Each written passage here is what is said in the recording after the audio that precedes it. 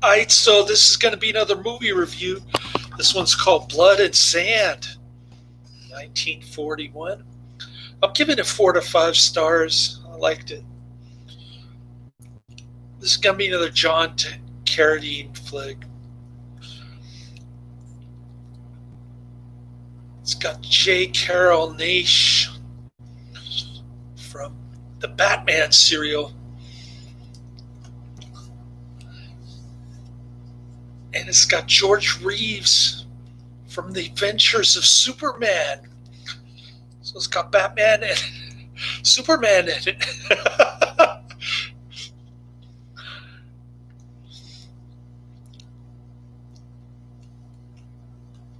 It's Tyrone Power plays the Matador, and he's a pretty decent actor. I like him more in Nightmare Alley. The slow up to this one is kind of, the build up to this one, I should say, is kind of slow. And John Carradine makes a lot of disparaging comments about bullfighting in general. He keeps saying this will be my last season. And that theme kind of runs throughout the whole movie, especially at the end. But it starts out with the Tyrone Power, John Carradine, and Anthony Quinn characters. Anthony Quinn is Mexican, by the way. He's not Spaniard. But whatever. I think Rita Hayworth might be mixed. I'm not sure. But she looks really white. She's got that huge back that's was so popular in the 40s and 50s. She looks very tall, and she plays the Black Widow in this one. Then you got Anthony Quinn as Tyrone Power's main antagonist, I guess you could say. The childhood fight sort of evolves into a bullfighting rivalry between Anthony Quinn and Tyrone Power. Anyways, so it starts out with Tyrone Power's younger self, played by some kid.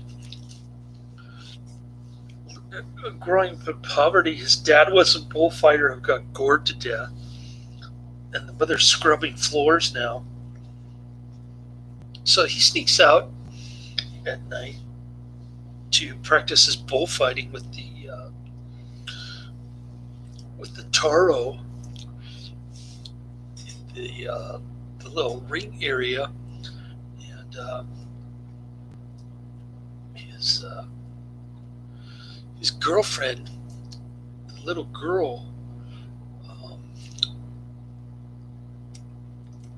he makes a promise to her that he's going to go to Spain, become a bullfighter, and then come back and marry her. Her name is Carmen Espinosa. And Tyrone Powers is Juan Gallardo. Anyways, so what happens is kind of a rags to riches kind of a Horatio Alger kind of story. Though John Carradine kind of disparages the whole sport of bullfighting. It is kind of a savage sport, dancing with an animal that wants to kill you, sort of like dancing with a grizzly bear, or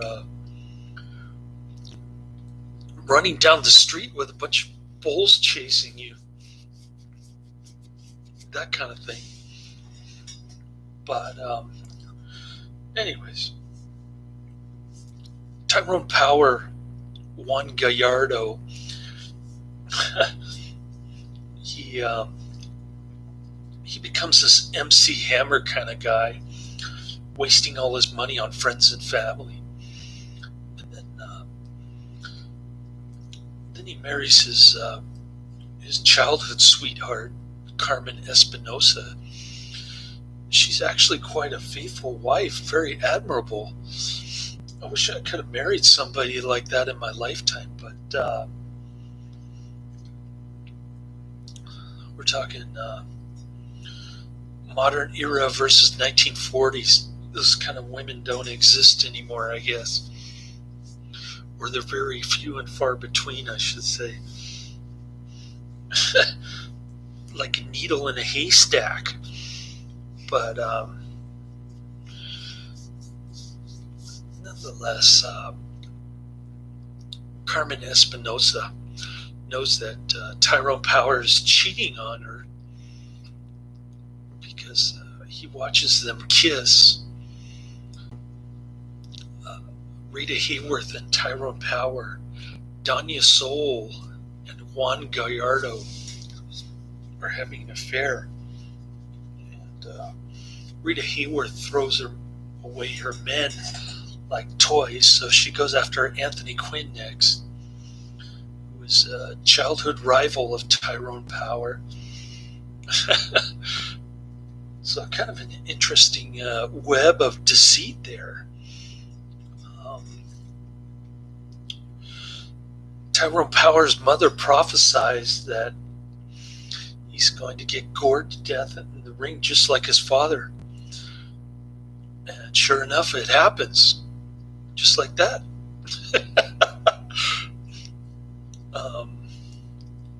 So yeah, that's pretty much the movie. It's very long, but the moment when Rita Hayworth shows her face, kind of smirky look on her face.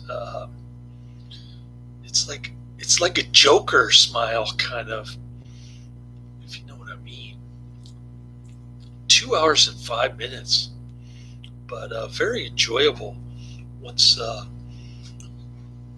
Rita Hayworth entered the picture, she's a great actress. Anthony Quinn, Tyrone Power, they all did a great job in this one. John Carradine looks really skinny on his deathbed. He gets gored too, and he ends up dying. So I guess it was his last season, as he said in the movie. Gets a very high 6.9 out of 10 on IMDb. I'm rating it a little bit higher, but pretty cool stuff. I didn't get The Hound of the Baskervilles this weekend like I thought I would. I checked my Netflix queue and it says it won't arrive until Monday. I didn't work too many hours today, less than 10, after putting in 14 last Saturday. I put in roughly 10 today. They gave me a really short route, kind of all over the East Bay. That took me 5 hours. And then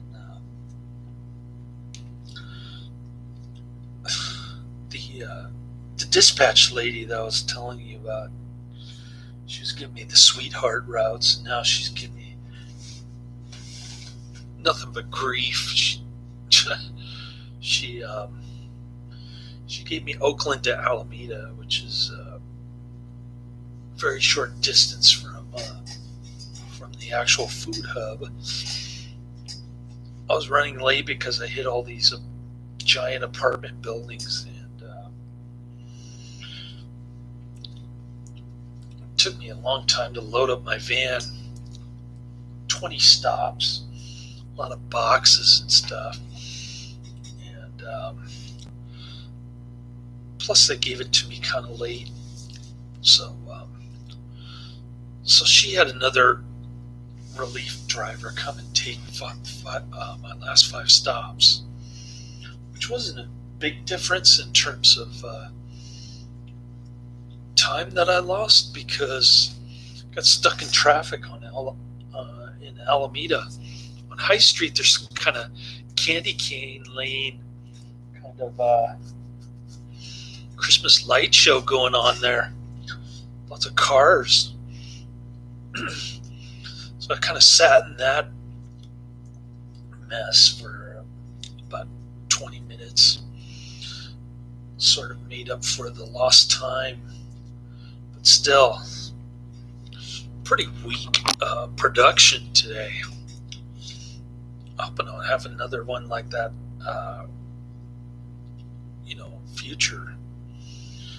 future nights. But I have a feeling that she's going to pull the same kind of stunt on me, as long as she's doing the night shift. The lamestream media keeps insisting that Biden will be inaugurated next month, and they're saying the Supreme Court dismissal of the Texas case, not even bothering to hear the case, I should say, is some kind of final nail in the coffin for Trump's chances of getting reelected, which is kind of reiterating what they've been saying all along when Biden won the popular vote, which was full of illegal ballots.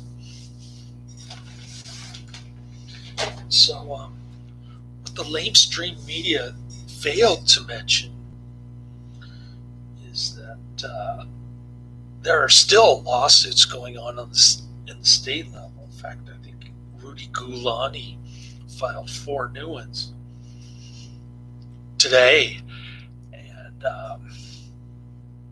so those are still pending. The state legislators can elect their own electoral college representatives, and Mike Pence will never certify the electoral college vote as long as there are fraudulent ballots. So once that happens, Congress will elect President Trump 30-20. So there's going to be rioting and looting next year. Once the sheeple finally figure out that the lamestream media lied to them again. They lied about the blue wave that was supposed to hit congressional elections. They lied about Hillary Clinton, who was supposed to be president in 2016. And they lied about Saddam Hussein's weapons of mass destruction. So, I don't know why people trust the lamestream media. I guess it's wishful thinking. I don't know. But they're going to be disappointed when Trump gets inaugurated next month. That's all I got to say. It's not a slam dunk thing where the winner of the popular vote becomes president here in this country. There are a lot of procedures that has to go through the Electoral College, and then the U.S. Senate. Mike Pence has to certify, which isn't going to happen. So, a lot of interesting stuff happening, and I think whatever the media says that Trump is finished, I think he's even more emboldened to win this thing. And it's kind of funny how the lamestream media talks in doublespeak like Ingsoc. And they repeatedly lie, and the people buy it. That's why they're not rioting and looting right now. But anyways, cool flick. I'm not going to get Hound of the Baskervilles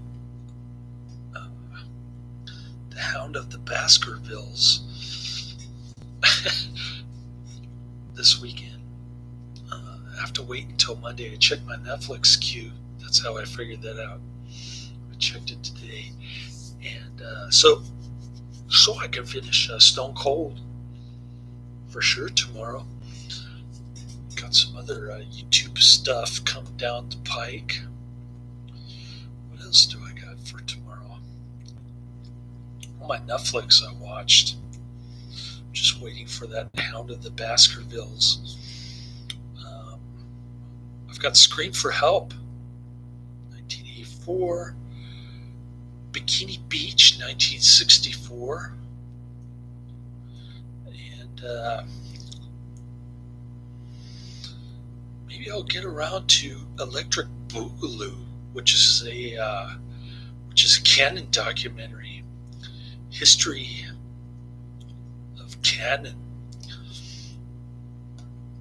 So that's what I'm faced with tomorrow. Later.